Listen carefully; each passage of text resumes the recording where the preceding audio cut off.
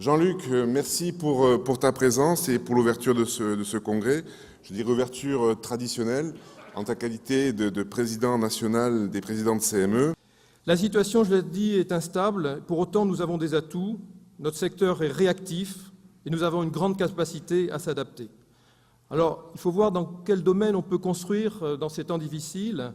Je crois qu'il faut dorénavant qu'on démontre la qualité des services que nous proposons à nos patients, de faire preuve de maturité dans la gestion des risques et de la sécurité des patients.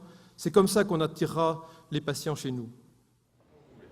Retour sur une matinée riche pour notre deuxième congrès de la FHP-MCO avec des intervenants variés de qualité.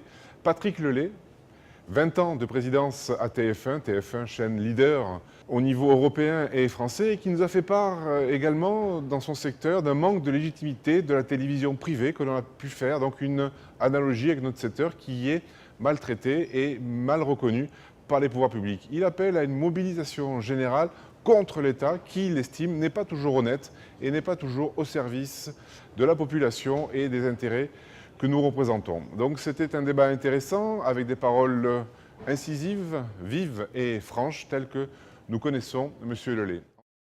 Finalement, la télévision, c'est comme vos métiers, il faut être disponible généralement 24 heures sur 24, 7 jours sur 7 et 365 jours par an.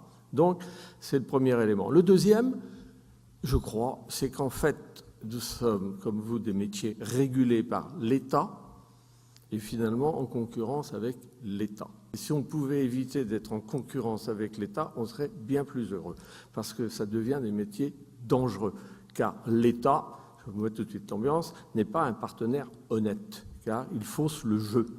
J'ai connu à la télévision, pendant 20 ans, une hostilité permanente des systèmes étatiques et gouvernementaux et politiques de tous bords, car nous n'étions pas légitimes en tant que chaîne de télévision privée par rapport à des chaînes de télévision publiques. C'est vrai que j'ai été aux premières loges pour me rendre compte qu'on était dans des systèmes qui sont devenus totalement incompétents. C'est pas parce que les gens qui y sont dedans sont inintelligents, c'est qu'on a bâti des systèmes d'un tel niveau de complexité que plus personne n'arrive à le résoudre. Alors après, vous rajoutez la complexité de l'Europe, et là, au niveau de l'Europe, alors là, on est dans des sommets, parce que ça se surajoute. Et vous imaginez que pour faire fonctionner une démocratie, il faut partir d'un canton, arriver au département, à la région, à la nation et à l'Europe, avec 6 niveaux de complexité. C'est ingérable. Les citoyens ne peuvent plus s'y retrouver. Ensuite, Alexandre Adler, grand historien, Russie, Chine, nous a fait part de l'évolution de notre système de santé. Pareil, en analogie, il a souhaité que nous nous engagions, et c'est la volonté de la FHP-MCO, vers des missions de santé publique, comme les urgences ou comme la prise en charge de nos aînés pour les soins de longue durée et de longues maladies. Le résultat est là, et donc le système de santé français, bien qu'il soit extrêmement coûteux, est également extrêmement rentable sur le plan du bien-être et sur le plan de la civilisation. Notre système hospitalier est également la base d'une industrie très importante de la pharmacie, qui est un des éléments porteurs et des espoirs de la réindustrialisation de la France. On peut dire que cette idée d'un État-providence qui n'abandonne pas les traînards, qui n'abat pas les malades, qui n'induit pas les vieux, malgré l'évolution de la législation sur l'euthanasie, à choisir d'eux-mêmes à mettre fin à leur jour, ce système est jugé sans doute sans équivalent dans le monde. Et d'une certaine manière, on a l'impression que sans convergence et sans politique commune, les Européens sont parvenus à avoir une sorte de système global d'État-providence qui, État-providence, leur est commun. Mais nous savons que le problème du financement de la santé est un des problèmes les plus importants qui sont posés à la construction européenne et à nos sociétés, les unes comme les autres. Nous devons arriver à un financement plus intelligent et plus rationnel des dépenses de santé. Et vous avez parfaitement raison de dénoter qu'il ne s'agit plus ici de la mise en pool des ressources de l'État et des collectivités et des cotisations pour faire face aux grandes maladies. Il s'agit d'améliorer le bien-être des Français et pour cela, les Français doivent être d'accord pour dépenser davantage et de manière ciblée. Ceci n'est possible que si, disons, l'offre de santé fait le premier pas, c'est-à-dire si elle accepte de se discipliner et de façon évidente. Par exemple, la diminution des séjours à l'hôpital, la remise en cause, par exemple, des journées d'hospitalisation, le développement de l'hôpital de jour, le développement de soins qui sont probablement plus rentables quand ils sont des soins dispensés à la maison, notamment pour les personnes âgées, le réseau mobilisable pour l'emploi, qui est la question de la dépendance, sont des questions centrales.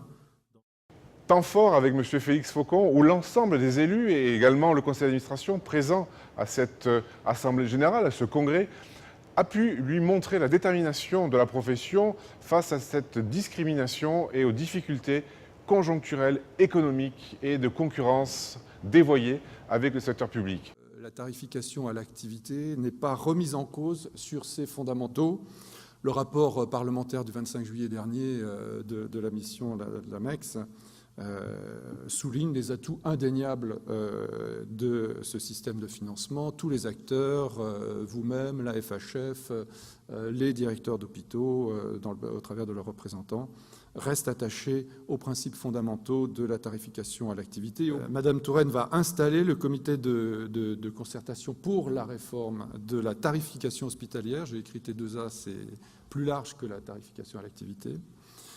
Ce comité, une fois qu'elle l'aura installé, sera présidé par Jean de Beaupuy, mon directeur général, dont je suis l'adjoint. Il comportera évidemment des représentants institutionnels et des personnalités qualifiées avec, on l'espère, des visions novatrices pour nous aider à progresser collectivement. Le pilotage de l'organisation de l'offre de soins ne repose pas que sur le levier financier. Et ce pilotage vise plusieurs grands objectifs qui coexistent et qui parfois sont dans des relations un peu dialectiques. Il s'agit de garantir l'équité et la pertinence de l'allocation budgétaire, de garantir l'accessibilité et la continuité de l'offre de soins, de garantir la performance interne des acteurs de l'offre de soins. Alors, quels sont les grands principes juridiques, puisque la France est un État de droit, quels sont les grands principes juridiques qui doivent guider les évolutions de notre système? Alors, je vais rappeler effectivement des principes simples, mais qu'il convient de rappeler parce qu'ils s'imposent à tous. C'est une égalité de traitement des acteurs qui est garantie, à situation comparable évidemment, qui est garantie par la transparence de la décision. Cette transparence, elle permet de justifier, s'agissant et du destinataire et du montant, toute allocation de ressources qui déroge au droit commun. Elle a pour but aussi de ne pas surcompenser financièrement l'exercice de missions spécifiques. Donc, en guise de conclusion, les principaux points, sans doute, mais qui seront sans doute à recaler par rapport aux vœux que la ministre, Madame Touraine, exprimera la semaine prochaine, les principaux points sur lesquels le futur comité de la réforme de la tarification va devoir se pencher, c'est effectivement l'accompagnement du chantier que vous avez évoqué sur l'incitation à l'amélioration de la qualité, qui est un chantier qui a suscité beaucoup d'adhésion de la part des établissements, et je les en remercie. La réflexion sur le parcours de soins et comment on décloisonne nos systèmes de financement pour améliorer la pertinence du parcours. Et là, il y a beaucoup à faire. Et l'impact sur le système de financement est potentiellement important. Clarifier la façon dont les aides nationales à l'investissement peuvent être ciblées, et notamment en capital, prendre des apports en capital.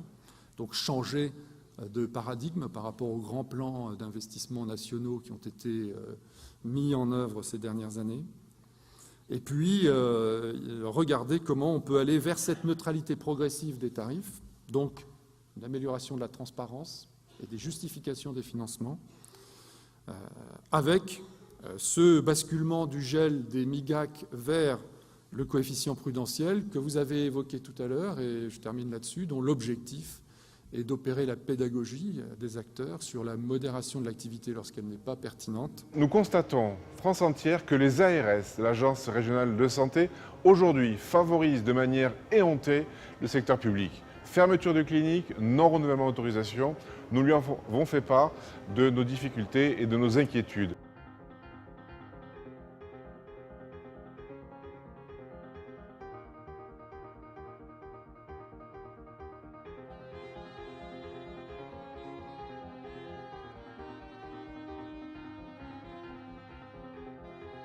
Nous sommes ravis de l'excellente tenue, de la forte participation des adhérents à ce congrès. Plus de 450 participants, ce qui est un score très honorable au regard de l'actualité professionnelle qui est lourde et riche. Et c'est vrai que se déplacer 2 jours en région est quelquefois difficile, mais les adhérents ont répondu présent. Nos partenaires, plus de 60 exposants également ont répondu présent. C'est important de pouvoir échanger. Il y a un temps d'information, un temps de lobbying, un temps de convivialité. Et c'est important que nous puissions nous retrouver entre nous de manière forte, soudée, afin d'affronter les difficultés de la vie professionnelle actuelle et future. Nous sommes dans un secteur qui est en forte compétitivité qui est au détriment du secteur privé et qui favorise le secteur public. Donc nous sommes en phase, tous ensemble, pour lutter et faire reconnaître que la médecine libérale privée, les cliniques privées, sont un maillon essentiel de la prise en charge de nos concitoyens. 8 millions de patients pris en charge chaque année dans nos cliniques, 2 millions en urgence. Nous répondons à un réel besoin de santé publique.